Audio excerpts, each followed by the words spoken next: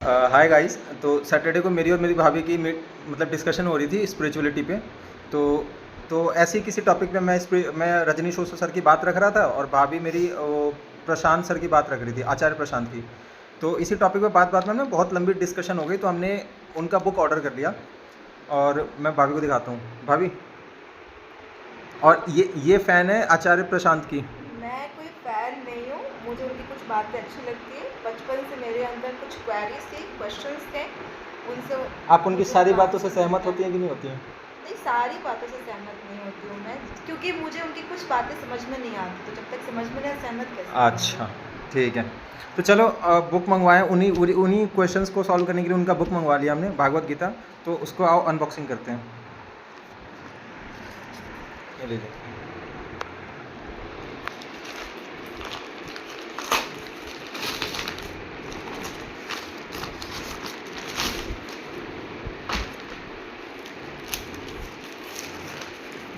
भाग 1 और भाग 2।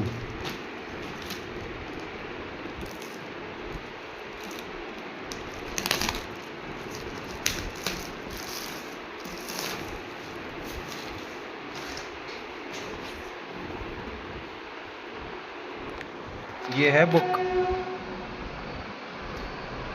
और ये एक्चुअली रियलिटी बताते हैं कि रियलिटी क्या है कि अगर हम लोग ऐसी मान लो, अगर हम लोग हनुमान चालीसा पढ़ रहे हैं, तो हम लोग क्यों पढ़ रहे हैं उसका मतलब नहीं पता, हमें किसी भी चीज़ का मतलब नहीं हो पता, हम बस पढ़ रहे होते हैं।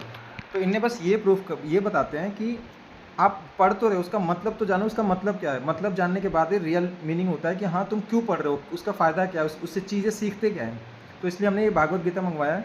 और लेट्स सी, हम लोग अब भाभी भी पढ़ना स्टार्ट करेंगी, मैं भी करूँगा, तो देखते हैं कुछ ऐसी अच्छी बातें आएंगी तो मैं पक्का आपको बताऊँगा।